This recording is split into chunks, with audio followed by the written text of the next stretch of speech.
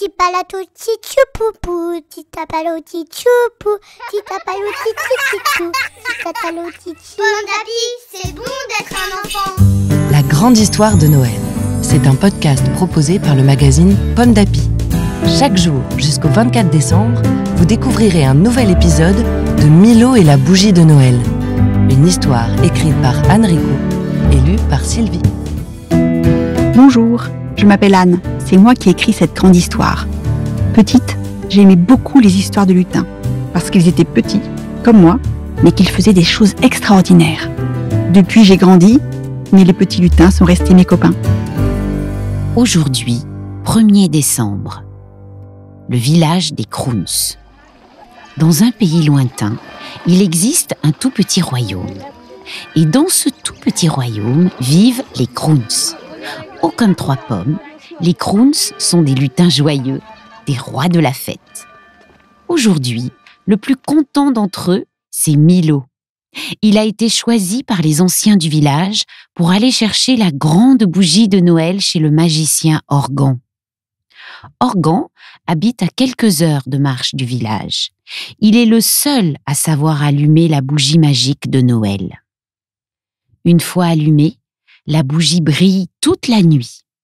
Même dehors, qu'il pleuve, qu'il vente, qu'il neige. Elle s'éteint toute seule au lever du jour pour se rallumer dès que la nuit tombe. Et cela dure jusqu'à Noël. Cette magie se transmet à toutes les autres bougies et lanternes, à tous les flambeaux que la bougie de Noël caresse de sa flamme. Aussi, quand la bougie est rapportée au village, c'est une grande fête. Elle passe dans toutes les rues, dans toutes les maisons. Le soir, le village des Crous s'illumine alors de petites lumières douces et magiques. C'est ainsi que les Crous attendent Noël. Cette année, Milo le lutin est très fier d'être celui qui va leur apporter la lumière.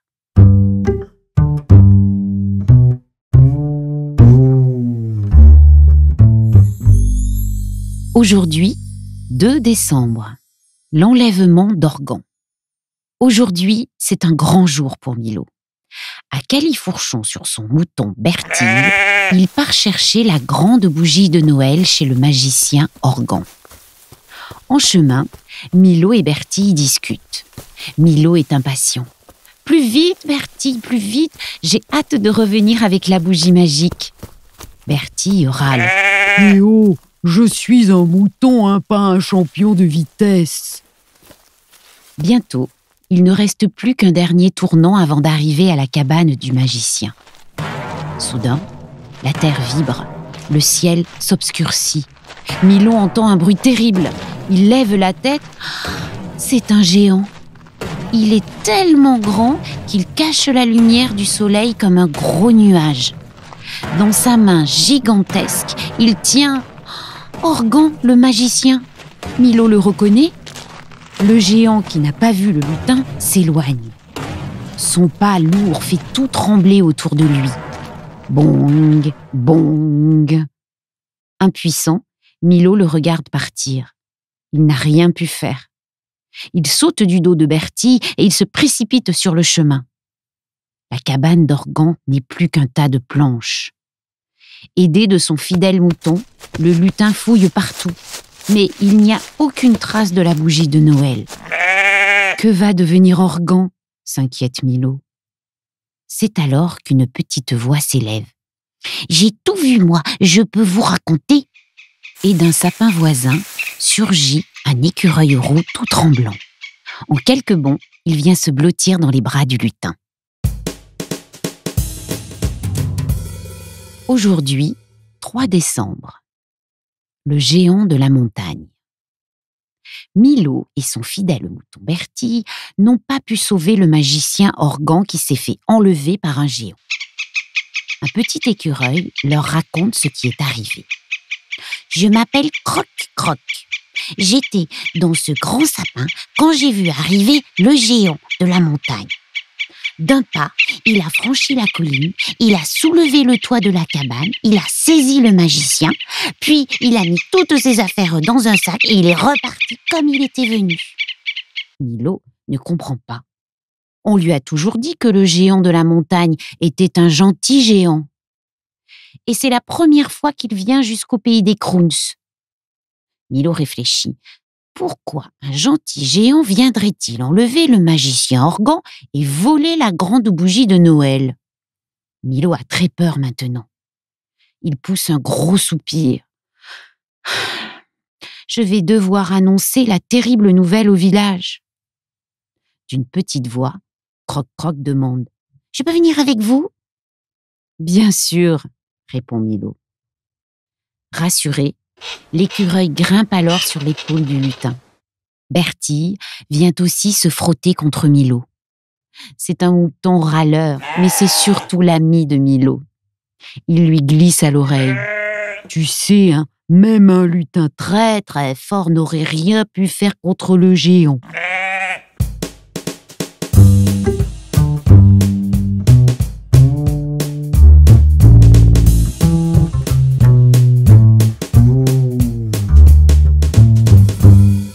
Aujourd'hui, 4 décembre.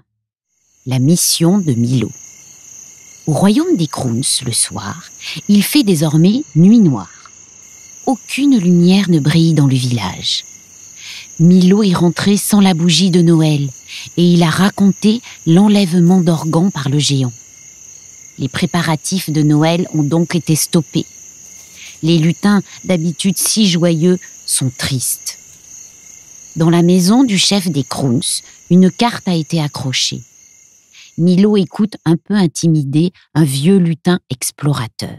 « C'est toi, Milo, qui va nous aider à retrouver Organ et la bougie de Noël. Avant d'atteindre la montagne du géant, tu devras traverser plusieurs royaumes. Je ne connais que les 3 premiers. Au-delà, je ne sais pas ce que tu trouveras. C'est peut-être dangereux. Tu es un petit Crouns, mais la ruse et le courage ne sont pas une affaire de taille. Nous avons confiance en toi. » En entendant ces mots, le cœur de Milo bat très fort. « Merci, » répond-il. Puis le vieux lutin lui raconte tout ce qu'il sait sur les habitants des royaumes que Milo va rencontrer. Pour le petit Crouns, c'est une grande aventure qui commence.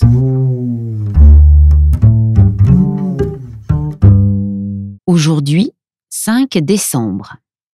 Le premier royaume. Ce matin, Milo a dit au revoir à ses amis Crouns. Il est parti avec son mouton Bertille et son nouvel ami Croc-Croc l'écureuil. Dans son sac, il a glissé la carte des royaumes voisins, une tente, une corde, une couverture en fourrure et de quoi manger. Il a le cœur un peu serré, il n'a jamais voyagé. Bertille aussi est bizarre. Il n'a pas râlé une seule fois depuis le départ. Toute la journée, Milo et ses 2 compagnons parcourent les collines et les prairies du royaume des Crouns. Enfin, ils arrivent près d'un pont où les attend le gardien d'un royaume. Ou plutôt, la gardienne. Celle-ci les regarde d'un air étonné. Il y a si peu de voyageurs qui passent par ici. Elle déclare « Pour passer, il vous faudra répondre à cette question. Dans les sapins, on trouve des lapins ou des pommes de pin ?» Milo sourit. Le vieux lutin explorateur l'avait prévenu. Les habitants des royaumes voisins adorent les devinettes. Celle-ci est facile.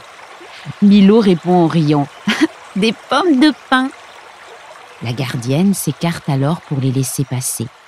Bienvenue au royaume des Booms. Aujourd'hui, 6 décembre, le sapin de Noël. Au royaume des Booms, il y a d'immenses forêts de sapins dont les habitants prennent soin. Après quelques heures de marche, Milo et ses 2 amis arrivent devant un château. C'est la panique. Un mur s'est effondré et le sol de la cour est jonché de guirlandes éparpillées autour d'un énorme trou. « Que s'est-il passé ?» demande Milo à une villageoise. Celle-ci répond « Les murs de ma maison ont tremblé, le géant est passé, il a arraché le grand sapin de la cour du château et il est parti. C'est terrible. Nous venions juste de le décorer pour Noël. Je ne comprends pas Nous pensions tous que c'était un gentil géant. Pour aider les habitants, Milo a une idée. Avec Croc-Croc, il part remplir une brouette de pommes de pin de la forêt. L'écureuil est tout content de sauter de branche en branche. Puis, pour combler le trou au milieu de la cour, Milo propose: si on rapportait chacun un seau de terre ramassé dans la forêt, et après, nous fabriquerons un grand sapin aux pommes de pin. Milo est un lutin très malin. Avec ses nouveaux amis du royaume des Booms, il construit le sapin aux pommes de pin. Ensemble, ils le parsèment d'un peu de poudre dorée, puis ils accrochent des guirlandes tout autour. Le soir, dans la cour, se dresse un tout nouveau et très beau sapin de Noël.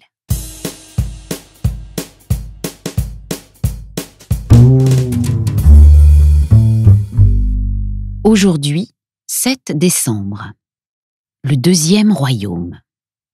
Pour remercier Milo, les Booms lui font cadeau de leur précieux miel de sapin. Puis, le lutin, le mouton et l'écureuil reprennent leur route.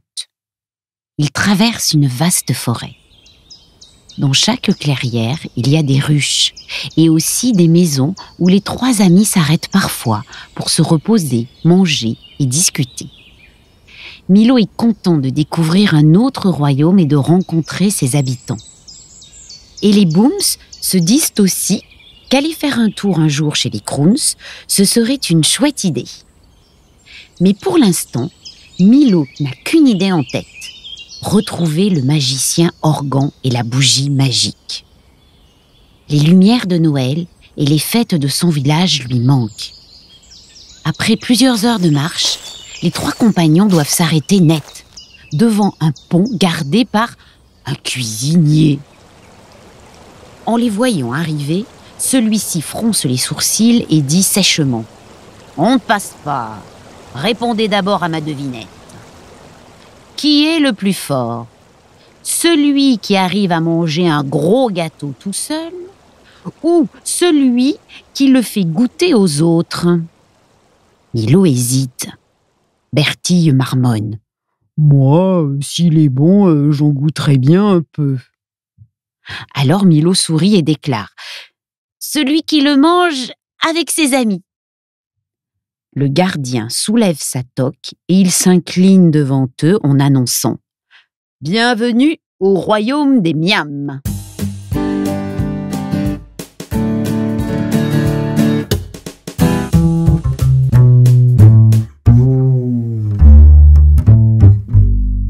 Aujourd'hui, 8 décembre. Une bonne idée de Milo. Au royaume des Miams, les habitants sont des pâtissiers et des pâtissières très raffinés. Ils mitonnent, ils cuisinent et ils inventent des recettes savoureuses. Quand Milo s'approche du château et qu'il découvre la mine effarée des habitants, il voit que quelque chose cloche. Toutes les fenêtres de la cuisine sont grandes ouvertes et à l'intérieur, c'est la pagaille. « C'est horrible !» se lamente le grand chef pâtissier. D'un seul coup, la terre s'est mise à trembler, toutes les fenêtres se sont ouvertes et j'ai vu la main d'un géant surgir dans la cuisine.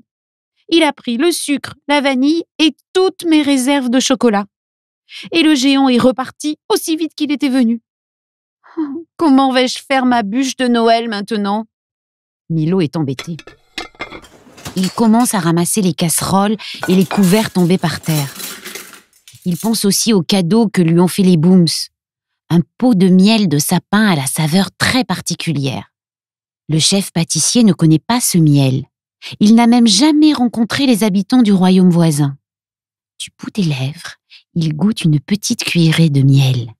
Puis il ferme les yeux. Milo, lui, retient son souffle. Le chef pâtissier s'écrie enfin: « Quel régal !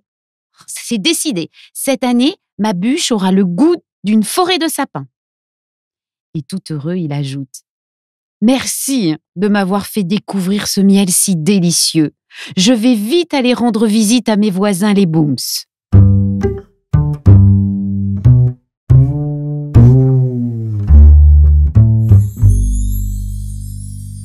Aujourd'hui, 9 décembre, le 3e royaume. Le lendemain, après un succulent petit déjeuner préparé par le chef pâtissier, Milo, Croc-Croc et Bertille reprennent leur route. Ils remarquent que chez les Miam, à l'heure du repas, cela sent toujours très bon quand on passe près d'une maison. Plus tard, dans la soirée, ils tombent nez à nez avec un troupeau de moutons qui les empêche d'avancer. Bertille n'en revient pas. Il n'a jamais vu autant de moutons. Les bergers qui les gardent ont tous les cheveux frisés. Milo rit. « Regarde, Bertille, les bergers comme ils te ressemblent. » L'un d'entre eux s'approche de la petite troupe et leur pose, devinez quoi? Une devinette.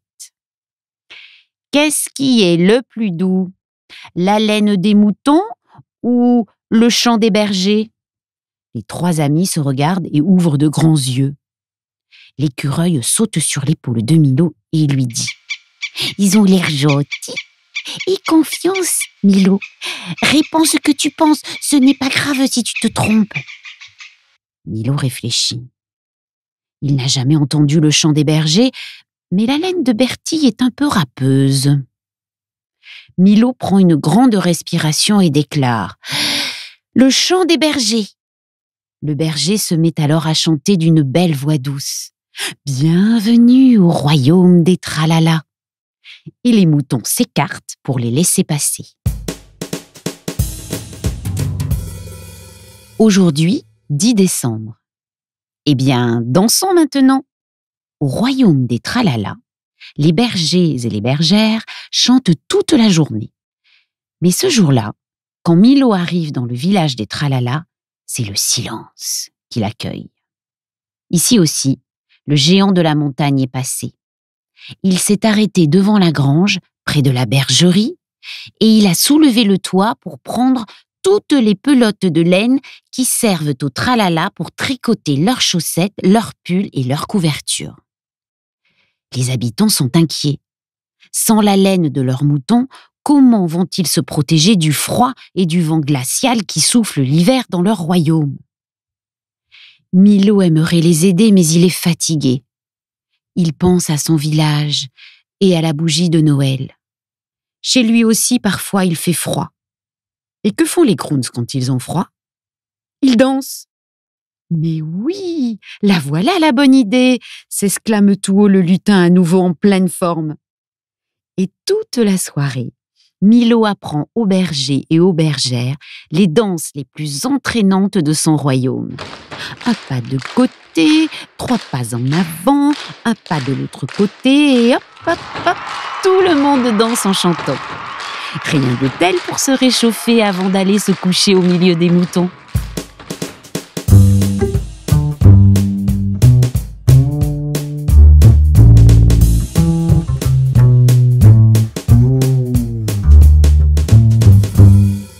Aujourd'hui, 11 décembre, la montagne du géant. Le lendemain, Milo est réveillé par des chants. Il est tout seul dans la bergerie. Dehors, quelle drôle de surprise!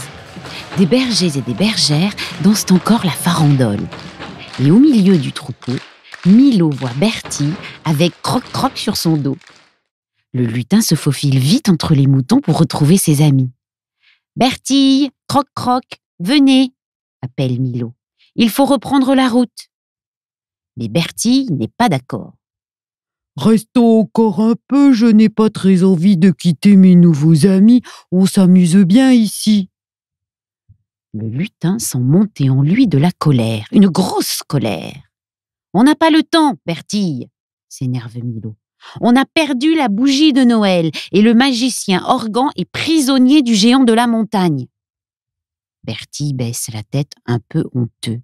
« Tu as raison, je suis désolé. Je vois que tu es très fâché. » Mais Milo ne voulait pas crier aussi fort contre son ami et il lui promet « On reviendra voir les tralala, Bertille, et cette fois on restera plus longtemps. » Puis, la petite troupe s'éloigne en silence du royaume des tralala. Soudain, Croc-Croc se met à pousser des petits cris. « Regardez, regardez là-bas !» Oh, comme c'est beau, s'exclament d'une même voix Bertie et Milo. Entre les nuages, ils viennent d'apercevoir au loin la montagne du géant. Recouverte de neige, elle scintille sous le soleil. C'est là-bas que les trois amis doivent aller.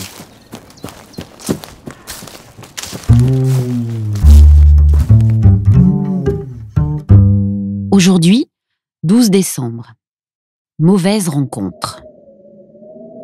Aujourd'hui, après avoir quitté le royaume des Tralala, Milo, Bertie et Croc-Croc avancent à travers un pays inconnu en direction de la montagne du géant. Ils n'ont croisé personne sur leur route. Il a beaucoup neigé et tout est blanc autour d'eux à perte de vue.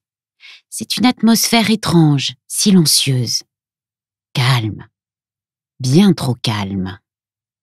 Tout à coup, un filet s'abat sur eux. Les voilà tous pris au piège. Tous ? Non. Croc-Croc s'est échappé de la poche du manteau de Milo où il était installé et il a filé discrètement entre les mailles du filet. Ha ha ha ha ha, s'écrient de grosses voix. Emmenons-les dans notre repère. 3 hommes, barbus et grimaçants, ficellent le lutin et le mouton sur une luge. Ils n'ont pas vu Croc-Croc s'enfuir. Celui-ci, en quelques bonds agiles, s'est caché dans le sac de Milo. « Ça fait un moment qu'on vous suit à la trace, » leur dit un brigand. « Savez-vous où vous êtes ?» Non, je sais pas, je ne sais pas, bredouille Milo. « Ha ha ha ha ha !» ricane un des 3 brigands. « Mauvaise réponse !» Il déclare. « Bienvenue au royaume des brigands. Vous êtes nos prisonniers. Ha ha ha ha ha !»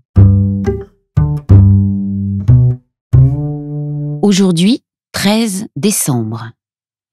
Prisonniers des brigands. Au royaume des brigands vivent 3 brigands.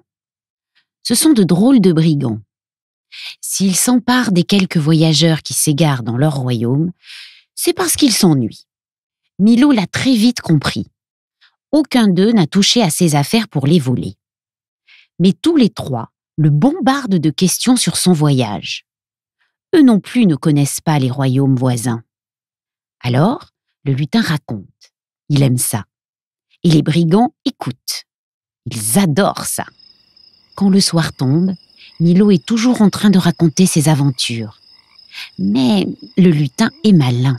Il ne parle pas de la bougie de Noël et de sa flamme magique. Il tente surtout d'amadouer les 3 brigands. Il supplie « Laissez-nous partir.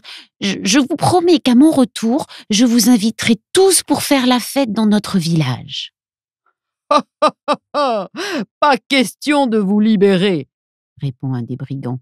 Vous êtes nos prisonniers. Mais n'ayez crainte, nous prendrons soin de vous. Le temps presse, se dit Milo. Je dois trouver une solution pour nous échapper.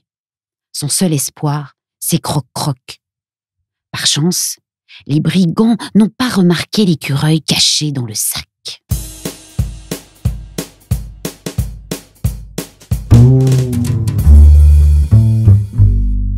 Aujourd'hui, 14 décembre, la fuite dans la nuit. Milo et Bertie sont toujours prisonniers des brigands. C'est le soir. Les 3 brigands se sont endormis près du feu. Dans un coin, Bertie et Milo, ligotés pour la nuit, commencent eux aussi à s'assoupir. Quand tout à coup, ils voient le sac remuer doucement. C'est Croc-Croc l'écureuil qui sort sa tête. D'un bond, il passe derrière ses amis et grignote les cordes qui les retiennent prisonniers. Ça y est, ils sont libérés. Milo se faufile sous le banc des brigands et leur attache solidement les pieds. Lorsqu'ils se réveilleront et qu'ils voudront se lever, ils commenceront par tomber et rouler sur le tapis. Puis, le lutin saisit délicatement son sac et il marche à pas de loup jusqu'à la porte. Bertie et Croc-Croc sont déjà dehors. Milo prend une paire de bâtons en prévision des longues marches dans la neige et il s'enfuit dans la nuit avec ses amis. La lune éclaire un paysage féerique. Au loin se dresse fièrement la montagne du géant.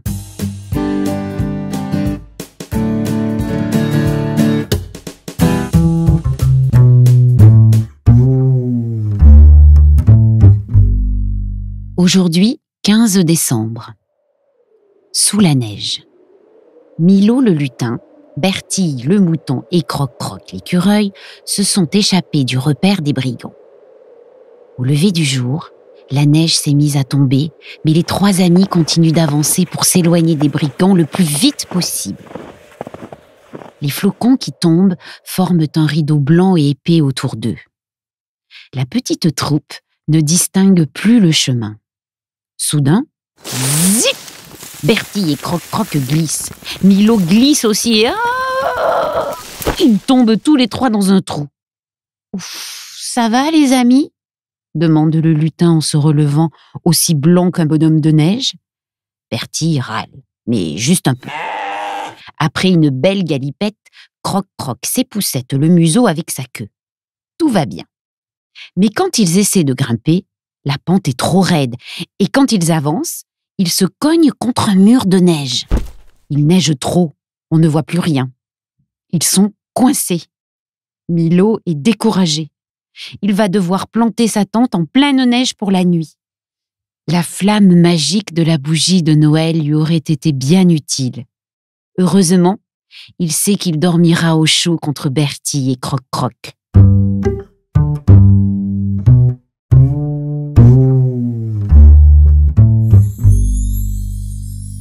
Aujourd'hui, 16 décembre, un pas de géant. Cette nuit, les trois amis ont dormi sous la tente.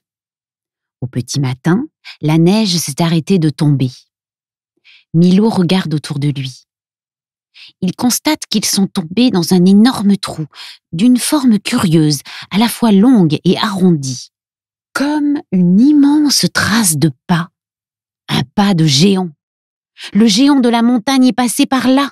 « On n'est pas assez grand pour se hisser aussi haut », s'inquiète Bertille. Près de la tente, Milo retrouve la paire de bâtons des brigands. Cela lui donne une idée. Avec de la corde, il bricole une échelle. Croc-Croc, lui, sort du trou en quelques bonds. C'est facile pour un écureuil. « Allez, à toi maintenant, Bertille, dit Milo. « Je suis un mouton, moi, pas un écureuil, râle Bertille. « Allez, Zou, je te pousserai le derrière s'il le faut, lui répond son ami. Et c'est ce qu'il fait. Oh, oui, youpi, Bertille est enfin sorti. Agile, le lutin le suit. Merci, Milo, je ne pensais pas qu'un petit lutin pouvait avoir autant de force, avoue le mouton tout penaud. Et moi, qu'un mouton aussi râleur pouvait grimper comme un écureuil, lui répond Milo en riant. Aujourd'hui, 17 décembre. Une mystérieuse rencontre. Milo et ses deux amis se rapprochent de la montagne du géant. Ce matin, ils traversent un lac gelé. Soudain, ils aperçoivent au loin un traîneau tiré par deux rennes et glissant sur la glace. « Oh, stop !» s'écrie l'homme dans le traîneau en s'arrêtant devant le lutin, le mouton et l'écureuil. Protégé du froid par une épaisse cape de fourrure blanche, le mystérieux conducteur s'étonne. « Je viens ici chaque année pour m'entraîner avec mes rennes avant mon grand voyage de Noël et je ne croise jamais personne. Que faites-vous là ?» Impressionné par sa grande taille, Milo bredouille. « Nous allons jusqu'à la montagne du géant. » « Eh bien, vous êtes sur le bon chemin, » répond le bonhomme. « J'ai l'impression qu'il y a beaucoup d'activités par là-bas ces derniers temps. » Puis, il descend de son traîneau et il dit gentiment à Milo. « Tu admires mon traîneau, hein ? Que diriez-vous tous les trois d'un petit tour avec moi ? Montez donc, je vous rapprocherai ainsi de la montagne du géant. » Et zou ! Les voilà partis à toute vitesse sur la glace. Sur le traîneau, Milo observe le paysage qui défile. Puis, tout heureux, il ferme les yeux pour mieux sentir le vent sur ses joues.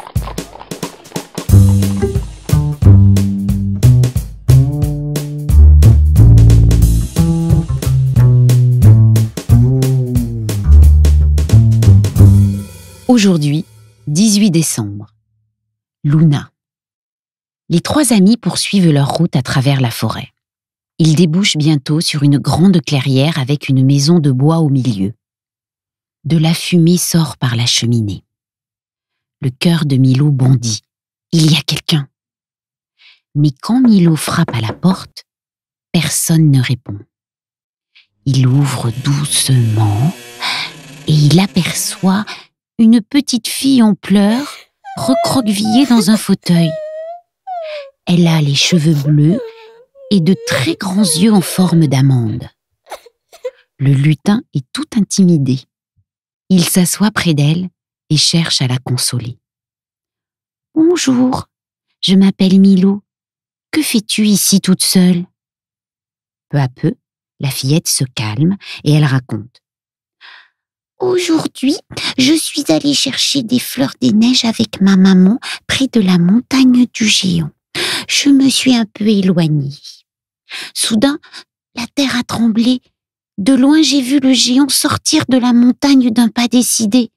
Je le connais, hein, c'est un gentil géant, mais il a pris ma maman dans sa main et il a dit avec une grosse voix de tonnerre « Viens avec moi, j'ai besoin de toi. » Et il est retourné dans sa montagne avec ma maman. La petite fille ajoute « Moi aussi, j'ai besoin d'elle. Quand est-ce qu'elle va rentrer ?»« Qui es-tu » lui demande Milo. « Je suis Luna, » répond-elle, « la fille de la sorcière qui guérit tout. » Alors Milo déclare « Nous cherchons ce géant depuis longtemps. Nous allons t'aider à retrouver ta maman. » Aujourd'hui, 19 décembre. La potion qui guérit tout. Milo, Bertille et Croc-Croc ont rencontré Luna, la fille de la sorcière qui guérit tout. Sa mère a été kidnappée par le géant, tout comme le magicien Organ. Luna montre à ses nouveaux amis les trésors de sa mère sorcière. Sur les étagères, il y a des boîtes et des pots partout. Milo remarque aussi des bougies de toutes les formes, mais pas de bougies de Noël comme chez les Croones. Dans des bocaux, il y a de mystérieux mélanges, des fleurs et des champignons séchés, des racines et des plantes de toutes les couleurs. Croc-Croc est curieux. Il sautille, farfouille et trifouille partout. Et patatras! Un pot se renverse et se casse, laissant échapper des petites boulettes noires et collantes et qui sentent très fort. Luna sourit. « Vous pouvez goûter si vous voulez. Mais je ne vous conseille pas, ce sont des crottes de marmotte parfumées à la résine de sapin. C'est pour endormir les ours qui s'approchent trop près de la maison. Et ça, c'est la potion secrète de ma mère, » continue Luna en prenant une petite bouteille dans sa main. « Je ne connais pas encore sa recette, mais c'est la potion qui guérit tout. » Milo trouve qu'elle a une jolie couleur de soleil. Aujourd'hui, 20 décembre. Des bougies dans la nuit. Aujourd'hui, il reste un dernier jour de marche avant d'atteindre la montagne du géant. Milo, Bertille et Croc-Croc sont sur le départ. Et Luna aussi. Elle a décidé de les accompagner. « Je ne veux pas rester à la maison toute seule à attendre maman. Et je connais la route.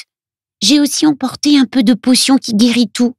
Elle soigne le rhume blanc, la maladie du froid de la montagne. » Le lutin sourit. Il est content que Luna parte avec eux. En fin de journée, les 4 compagnons sont presque arrivés au pied de la montagne. La nuit tombe petit à petit. C'est alors que des lumières s'allument comme par magie. Ce sont des milliers de bougies qui illuminent la nuit et éclairent un chemin qui serpente vers le sommet. C'est tellement beau que Milo, Luna, Bertille et même Croc-Croc, d'habitude toujours bondissant, s'arrêtent net et contemplent ce chemin de lumière. Malgré le vent qui souffle fort, la flamme des bougies brille sans vaciller, comme dans le village des Croones à Noël. Milo a compris. Il s'exclame. « Elles se sont allumées toutes seules. C'est grâce à la bougie de Noël. C'est sa flamme magique qui les a allumées, j'en suis sûre. » Le magicien Organ et la bougie de Noël sont ici. En avant, les amis. Sur la montagne, le vent s'arrête. La neige se met à tomber doucement. Et la courageuse petite troupe continue sa route dans la nuit silencieuse.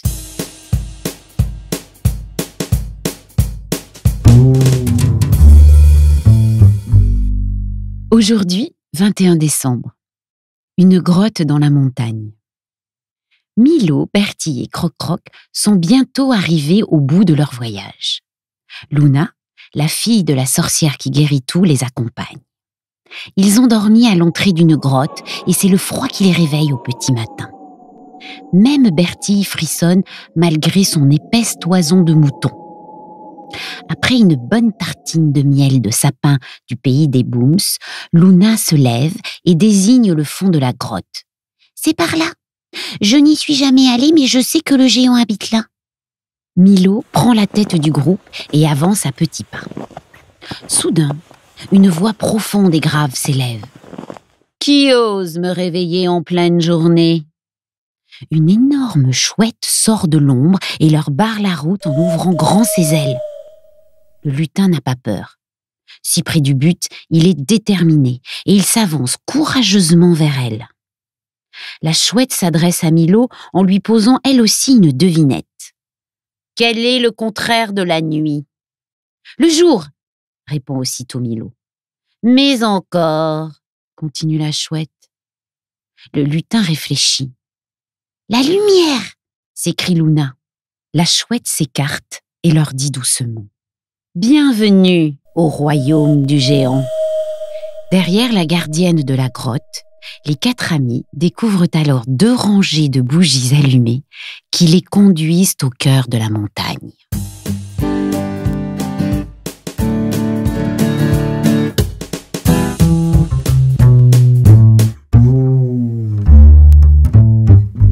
Aujourd'hui, 22 décembre, les enfants du géant. Milo et Luna marchent côte à côte dans la grotte qui mène vers la maison du géant. Luna s'arrête. « Tu n'entends rien ?» demande-t-elle. Milo dresse l'oreille. Bertie et Croc-Croc s'arrêtent de trotter. En effet, on perçoit un curieux bruit, répétitif, plus ou moins fort, plus ou moins perçant. Des pleurs. Ce sont des pleurs d'enfants. Milo et Luna débouchent enfin sur une gigantesque caverne. Et là, que voient-ils ? Au centre, un sapin de Noël a été planté.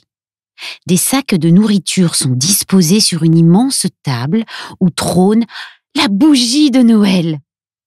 La lumière de sa flamme magique inonde la caverne. Et voilà le géant. Et sa femme, la géante. Ils ont l'air inquiets. Ils sont penchés au-dessus d'un berceau dans lequel 2 enfants géants, une fille et un garçon, n'arrêtent pas de pleurer. Des centaines de pelotes de laine de toutes les couleurs ont été disposées par-dessus leur couverture pour les réchauffer. Milo aperçoit maintenant le magicien Organ. Et Luna repère sa mère sorcière. Ils sont tous les 2 près des 2 enfants géants. Je commence à comprendre, chuchote Milo à Luna.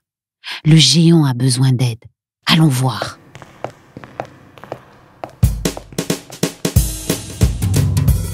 Aujourd'hui, 23 décembre, la guérison des jumeaux. Victoire!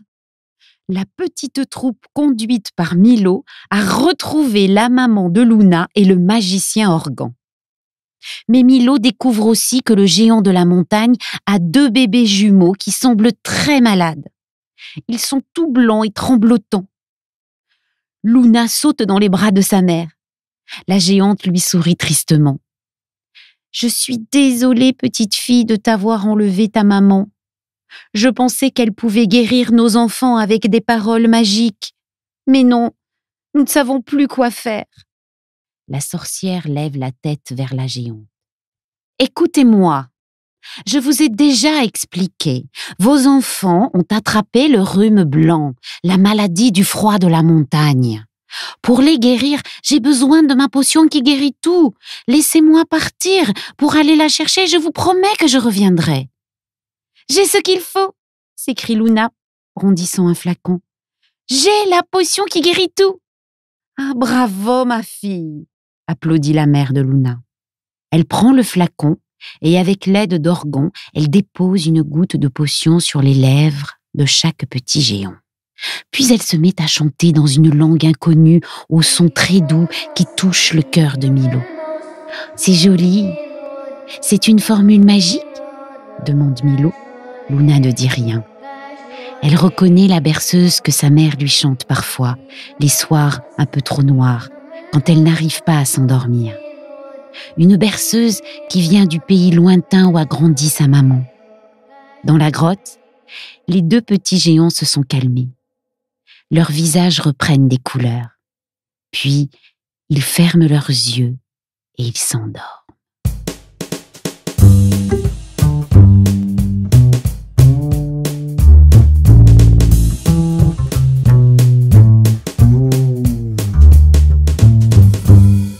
Aujourd'hui, 24 décembre.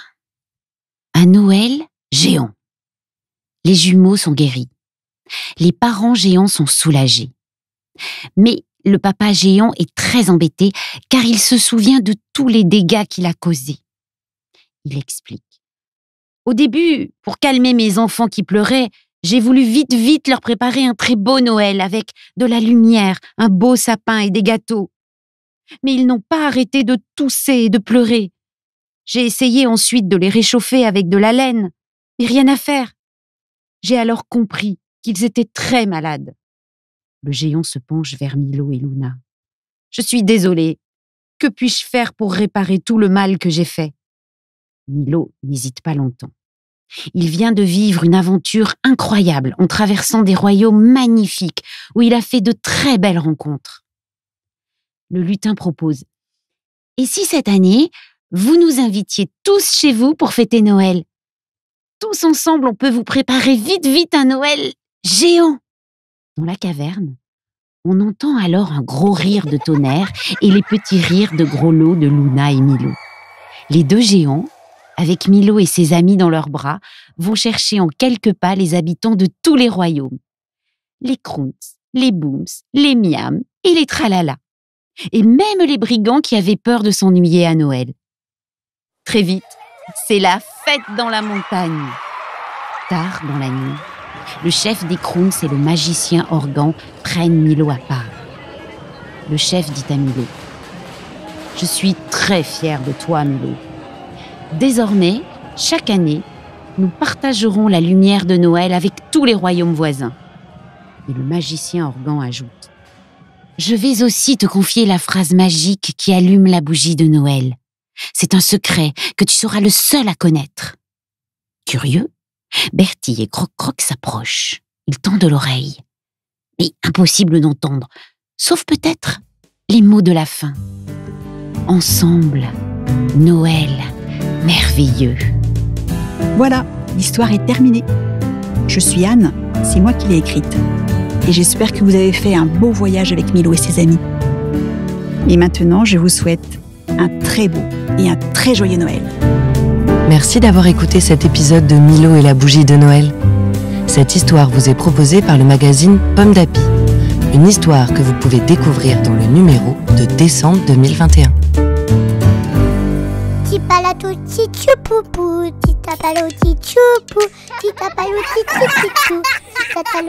Pomme d'Api, c'est bon d'être un enfant. Un podcast Bayard Jeunesse.